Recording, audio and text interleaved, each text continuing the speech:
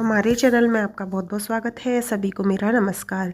आज हम सुनेंगे शुक्रवार व्रत कथा, संतोषी माता की कथा। एक गांव में एक बुढ़िया रहती थी जिसके 7 बेटे थे। 6 बेटे कमाने वाले थे और एक बेटा निकम्मा था। बुढ़िया माँ 6 पुत्रों का झूठा 7वें पुत्र को देती थी। 7वां पुत्र एक दिन अपनी पत्नी से बोला, देखो मेरी माता को मुझसे कितना प्रेम है। वह बोली, क्यों नहीं, सबका झूठा बचा हुआ तुमको खिलाती हैं। वह बोला, जब तक आँखों से ना देखूं मान नहीं सकता। पत्नी ने हंसकर कहा, देख लोगे तब तो मानोगे। कुछ दिन बाद एक बड़ा त्योहार आया। घर में 7 प्रकार के भोजन और चूरमा के लड्डू बने। वह पत्नी की बात को जांचने के लिए सिर दर्द का बहाना बनाकर पतला कपड़ा सिर पर ओढ़कर रसोई में जाकर सो गया और कपड़े में से सब देखता रहा। 6 भाइयों ने भोजन किया। उसने देखा माँ ने उनके लिए सुंदर सुंदर आसन बिछाए, 7 प्रकार की रसोई परोसी और आग्रह कर करके उन्हें भोजन कराती। वह देखता रहा। 6 भाई भोजन कर उठ गए। तब माँ ने उनकी 5 थालियों में से लड्डू के टुकड़े को उठाया और एक लड्डू बनाया। जूठन साफ कर माँ ने उसे पुकारा, उठ बेटा उठ, तेरे भाइयों ने भोजन कर लिया है, तो भी उठकर भोजन कर ले। उसने कहा, माँ मुझे भोजन नहीं करना, मैं परदेश जा रहा हूँ। माता ने कहा, कल जाना है तो आज ही जा। वह बोला, हाँ हाँ जा रहा हूँ। यह कहकर वह घर से निकल गया। चलते समय उसे पत्नी की याद आई। वह गौशाला में कंडे थाप रही थी। वहाँ जाकर बोला, मेरे पास तो कुछ नहीं है, यह अंगूठी है सो ले लो और अपनी कोई निशानी मुझे दे दो। वह बोली, मेरे पास क्या है, यह गोबर भरा हाथ है। यह कहकर पत्नी ने उसकी पीठ पर गोबर के हाथ की थाप मार दी। वह चल दिया। चलते चलते दूर देश में पहुंचा। वहाँ एक साहूकार की दुकान थी। वहाँ जाकर बोला, सेठ जी मुझे नौकरी पे रख लो। साहूकार को नौकर की सख्त ज़रूरत थी। साहूकार ने कहा, काम देखकर तनख्वाह मिलेगी। उसने कहा, सेठ जी जैसा आप ठीक समझें। उसे साहूकार के यहाँ नौकरी मिल गई। वहाँ वह दिन रात काम करने लगा। कुछ दिन में दुकान का लेन देन, हिसाब किताब, ग्राहकों को माल बेचना, सारा काम करने लगा। साहूकार के 7-8 नौकर थे।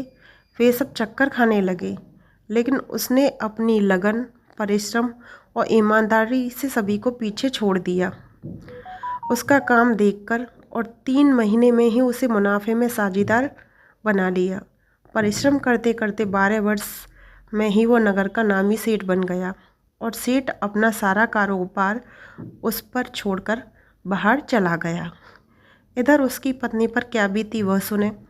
सास ससुर उसे दुख देने लगे। गृहस्थी का काम करवाकर उसे लकड़ी लेने जंगल में भेजते। इस बीच घर की रोटियों के आटे से जो भूसी निकलती, उसकी रोटी बनाकर रख दी जाती और फूटे नारियल की नरेली में पानी दिया जाता। इस तरह दिन बीतते रहे। एक दिन जब वह जंगल में लकड़ी लेने जा नहीं रही थी, तब उसे रास्ते में वहीं बहुत सारी स्त्रियाँ संतोषी माता का व्रत करती दिखी। यहाँ वह खड़ी होकर पूछने लगी, बहनों यह तुम किस देवता का व्रत करती हो और इसके करने से क्या फल मिलता है? इस व्रत करने की क्या विधि है? यदि तुम अपने इस व्रत का विधान मुझे समझाकर कहोगी, मैं तुम्हारा बड़ा एहसान मानूंगी।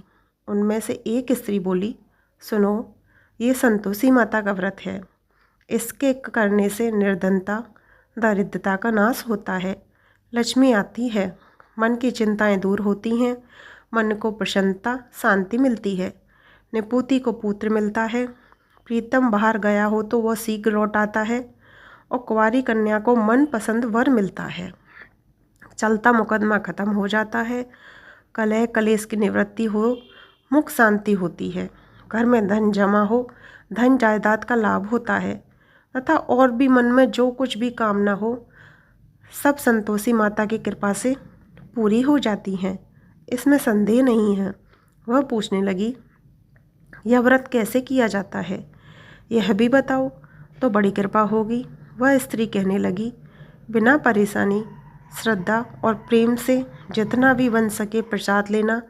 5.25 पैसे से 5.25 आने तथा इसमें भी ज़्यादा शक्ति और भक्ति के अनुसार गुड़ और चना लें। हर शुक्रवार को निराहार रहकर कथा कहना सुनना। इसके बीच काम न टूटे। लगातार नियम पालन करना। सुनने वाला कोई न मिले तो घी का दीपक जलाकर उसके आगे जल के पात्र को रखकर कथा कहना, परंतु नियम न टूटे। जब तक कार्य सिद्ध न हो नियम पालन करना और कार्य सिद्ध हो जाने पर व्रत का उद्यापन करना। 3 मास में माता पूरा फल प्रदान करती हैं। यदि किसी के ग्रह खोटे हैं फिर भी माता 1 वर्ष में अवश्य अनुकूल कर देती हैं। कार्य सिद्ध होने पर ही उद्यापन करना चाहिए, बीच में नहीं। उद्यापन में 2.5 सेर आटे का खाजा तथा उसी के अनुसार खीर तथा चने का साग बनाना। 8 बच्चों को भोजन कराना। जहाँ तक मिले देवर जेठ भाई बंधु कुटुंब के लड़के लेना, ना मिले तो रिश्तेदारों और पड़ोसियों के लड़के बुला लेना। उन्हें भोजन कराना, यथाशक्ति दक्षिणा देना।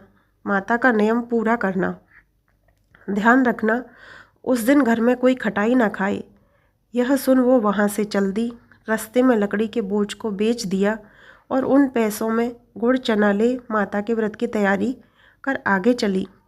रास्ते में संतोषी माता के मंदिर में जा माता के चरणों में लौटने लगी। विनती करने लगी, माँ मैं दीन हूँ, निपट मूर्ख हूँ, व्रत के नियम कुछ जानती नहीं, मैं बहुत दुखी हूँ। हे माता मेरा दुख दूर कर, मैं तेरी शरण में हूँ। माता को दया आई। एक शुक्रवार बीता के दूसरे शुक्रवार को उसके पति का पत्र आया और तीसरे शुक्रवार को उसका भेजा हुआ पैसा आ पहुँचा। यह देखकर जेठानी मुँह से कोड़ने लगी, इतने दिनों बाद इतना पैसा आया, इसमें क्या बड़ाई है। लड़के ताने देने लगे। काकी के पास अब तो पत्र आने लगे, रुपया आने लगा, अब तो काकी की खातिर बढ़ेगी, अब तो काकी को बुलाने से भी काकी नहीं बोलेगी। बेचारी सरलता से कहती, भैया पत्र आया है, रुपया आए तो हम सबके लिए अच्छा है। ऐसा कहकर आंखों में आंसू भरकर संतोषी माता के मंदिर में जा बैठी। मातेश्वरी के चरणों में गिरकर रोने लगी। माँ मैंने तुमसे पैसा नहीं मांगा, मुझे पैसे से क्या काम, मुझे तो अपने सुहाग से काम है। मैंने तो अपने स्वामी के दर्शन और सेवा मांगती हूँ। तब माता ने प्रसन्न होकर कहा, जा बेटी तेरा स्वामी जल्दी ही आएगा। यह सुन खुशी से बावली हो वह घर आकर काम करने लगी। संतोषी माँ विचार करने लगी, इस भोली पुत्री से मैंने कह तो दिया कि तेरा पति शीघ्र आएगा, पर आएगा कहाँ से, वह तो इसे सपने में भी याद नहीं करता। उसे इसकी याद दिलाने तो मुझे ही जाना पड़ेगा। संतोषी माता ने उस बुढ़िया के बेटों को स्वप्न में समझाया, पुत्र तेरी घरवाली कष्ट उठा रही है। यह बोला, हाँ माता यह तो मुझे भी मालूम है, परंतु क्या करूं, वहाँ कैसे जाऊं, परदेश की बात है, लेन देन का सारा हिसाब किताब है, कोई जाने का रास्ता नज़र नहीं आता। आप ही कोई राह दिखाएं कि वहाँ कैसे जाऊं। माँ कहने लगी, सवेरे नहा धोकर संतोषी माता का नाम ले, घी का दीपक जला, दंडवत कर और दुकान पर जा बैठना। देखते ही देखते तेरा लेन देन चुक जाएगा, जमा माल बिक जाएगा, सांझ होते होते धन का ढेर लग जाएगा। वह अगले दिन सुबह बहुत जल्दी उठा। उसने अपने मित्र बंधुओं परिचितों से स्वप्न में माता द्वारा कही गई बात कह सुनाई। वे सब उसकी बात सुनकर उसकी खिल्ली उड़ाने लगे। वे कहने लगे, कहीं कभी भी सपने की बात सच्ची होती है। एक बूढ़ा व्यक्ति बहुत समझदार था। वह बोला, देखो भाई मेरी बात मानो, इस तरह सांच या झूठ कहने के बदले देवता ने जैसा कहा है वैसे ही करना, तेरा क्या जाता है। बूढ़े की बात मानकर नहा धोकर उसने संतोषी माता को प्रणाम किया। फिर घी का दीपक जलाकर दुकान पर जा बैठा। शाम तक धन का ढेर लग गया। वह हैरान हुआ, मन में संतोषी माता का नाम ले प्रसन्न हो घर जाने के वास्ते गहना कपड़ा सामान खरीदने लगा। सब काम से निपटकर अपने घर को रवाना हुआ। उधर उसकी पत्नी जंगल में लकड़ी लेने गई। लौटते वक्त थक जाने के कारण संतोषी माता के मंदिर पर विश्राम करने बैठ गई। यह तो उसके रोज के रुकने का स्थान था। धूल उड़ती देख उसने माता से पूछा, हे माता, ये धूल कैसी उड़ रही है? माँ ने कहा, हे पुत्री, तेरा पति आ रहा है। अब तू ऐसा कर, लकड़ियों के 3 बोझ बना। एक नदी के किनारे रख, दूसरा मेरे मंदिर पर और तीसरा अपने सिर पर रख। तेरे पति को लकड़ी का गड्ढा देखकर मोह पैदा होगा। वो यहाँ रुकेगा, नाश्ता पानी बनाकर खाकर माँ से मिलने जाएगा। तू लकड़ी का बोझ उठाकर जाना और बीच में चौक में गड्ढा डालकर 3 आवाज़ें जोर से लगाना। लो सासू जी, लकड़ियों का गट्टा लो, भूसे की रोटी दो, नारियल के खोपरे में पानी दो। आज कौन मेहमान आया है? संतोषी माँ की बात सुनकर वह बहुत अच्छा माँ कहकर प्रसन्न मन से लकड़ियों के 3 बोझ बना लाई। एक नदी के तट पर, दूसरा माता के मंदिर पर रखा। इतने में ही मुसाफिर वहाँ आ पहुँचा। सूखी लकड़ी देख उसको इच्छा हुई अब यहीं विश्राम कर ले, भोजन बनाकर खा पीकर गांव चले। इस प्रकार भोजन कर विश्राम कर वह अपने गांव में आ गया। उसी समय बहू सिर पर लकड़ी का गड्ढा लिए आई। उसने गट्टा को आंगन में डाला और जोर से 3 आवाज़ें दी। लो सासू जी, लकड़ी का गट्टा लो, भूसे की रोटी दो, नारियल के खोपरे में पानी दो। आज कौन मेहमान आया है? यह सुनकर सास ने अपने दिए हुए कष्टों को भुलाने के लिए कहा, बहू, तू ऐसे क्यों कहती है? तेरा मालिक ही तो आया है। बैठ, मीठा भात खाकर कपड़े गहने पहन। पत्नी की आवाज़ सुनकर उसका स्वामी बाहर आया। उसके हाथ में पहनी अंगूठी देख व्याकुल हो गया। उसने माँ से पूछा, माँ, यह कौन है? माँ बोली, बेटा, तेरी पत्नी है। आज 12 वर्ष हो गए हैं जब से तू गया है। तब से सारे गांव में जानवरों की तरह भटकती फिरती है। काम काज कुछ करती नहीं, 4 समय आकर खा जाती है। अब मुझे देखकर भूसे की रोटी और नारियल के खोपरे में पानी मांगती है। वह बोला, माँ, मैंने इसे भी देखा है और तुम्हें भी। मुझे दूसरे घर की चाबी दो, मैं उसमें रहूँगा। ठीक है बेटा, जैसी तेरी मर्जी, कहकर माँ ने चाबी का गुच्छा बेटे के सामने रख दिया। उसने दूसरे घर को खोलकर सारा सामान जमाया। एक ही दिन में वह राजा के महल जैसा ठाट बाट बन गया। अब क्या था, वह सुख भोगने लगी। अगला शुक्रवार उसने पति से कहा, मुझे संतोषी माता का उद्यापन करना है। पति बोला, बहुत अच्छा, खुशी से कर लो। वो उद्यापन की तैयारी करने लगी। जेठ के लड़कों को भोजन के लिए कहने गई। उन्होंने मंजूर किया, परंतु पीछे से जेठानी ने अपने बच्चों को सिखलाया, देखो रे, भोजन के समय सब लोग खटाई मांगना, जिससे उसका उद्यापन पूरा न हो।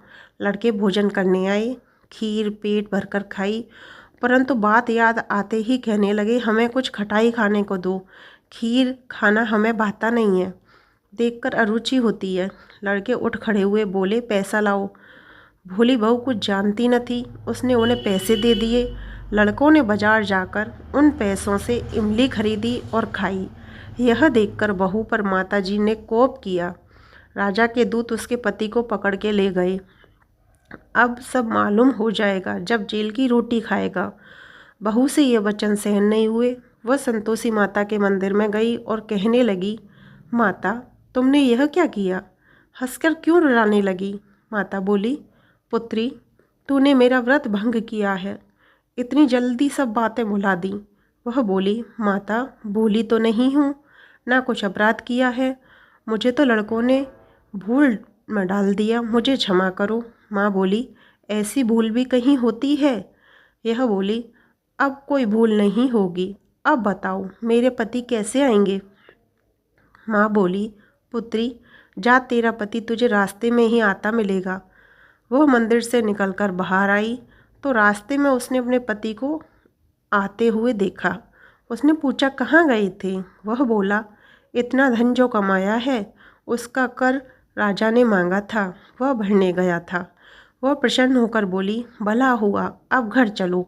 फिर अगला शुक्रवार आया। वह बोली, मुझे माता का उद्यापन करना है। पति ने कहा, ठीक है, करो। वह फिर से जेठ के लड़कों से भोजन को कहने गई। जेठानी ने लड़कों को सिखा दिया, तुम पहले खटाई ही मांगना। लड़के भोजन करने के लिए बैठे, लेकिन भोजन करने से पहले ही कहने लगे, हमें खीर पूरी नहीं भाती, जी बिगड़ता है, कुछ खटाई खाने के दो। यह बोली, खटाई खाने को नहीं मिलेगी, खाना है तो खाओ। उनके उठकर चले जाने पर उसने ब्राह्मण के लड़कों को बुलाकर भोजन करवाया। दक्षिणा की जगह उन्हें एक एक फल दिया। इससे संतोषी माता प्रसन्न हो गईं। माता की कृपा से 9 माह बाद उसे चंद्रमा के समान एक सुंदर पुत्र प्राप्त हुआ। पुत्र को लेकर वह प्रतिदिन संतोषी माता के मंदिर में जाने लगी। माँ ने सोचा कि यह रोज आती है, आज क्यों ना मैं ही इसके घर चलूं, इसका आसरा देख के तो आऊं। यह विचार कर माता ने भयानक रूप बनाया। गुड़ और चने से सना मुख, ऊपर से मुंड के समान होठ और उस पर मक्खियां भिनभिना रही थीं। दहलीज में पैर रखते ही उसकी सास चिल्लाई, देखो रे, कोई चुड़ैल डंकनी चली आ रही है, लड़को इसे भगाओ, नहीं तो सबको खा जाएगी। बहू रोशनदान से देख रही थी, वही प्रसन्न हो उठी, आज मेरी माता मेरे घर आई हैं। यह कहकर दूध पीते बच्चे को गोद से उतार दिया। इस पर उसकी सास ने क्रोध भर में बोला, अरे रांड, इसे देखकर कैसी उतावली हुई है, जो बच्चे को पटक दिया। इतनी में माँ के प्रताप से जहाँ देखो वहाँ लड़के ही लड़के नजर आने लगे। यह बोली, माँ जी, मैं जिनका व्रत करती हूँ यह वही संतोषी माता हैं। इतना कह उसने झट से घर के सारे किवाड़ खोल दिए। सबने माता के चरण पकड़ लिए, विनती कर कहने लगे, हे माता, हम मूर्ख हैं, अज्ञानी हैं, तुम्हारे व्रत की विधि हम नहीं जानते, तुम्हारा व्रत भंग कर हमने बड़ा अपराध किया है। हे माता, आप हमारे अपराधों को क्षमा करें। इस प्रकार बार बार कहने पर संतोषी माता प्रसन्न हुई। इसके बाद उसकी सास कहने लगी, हे संतोषी माता, आपने बहू को जैसा फल दिया है वैसा सबको देना। ये कथा सुनने से सारी मनोकामनाएं पूर्ण होती हैं। तो यहीं पर हमारी संतोषी माता की कथा समाप्त होती है। वीडियो पसंद आई हो तो चैनल को सब्सक्राइब करें, क्योंकि इस तरीके के वीडियो आपको हमारे चैनल पर मिलती रहेंगी।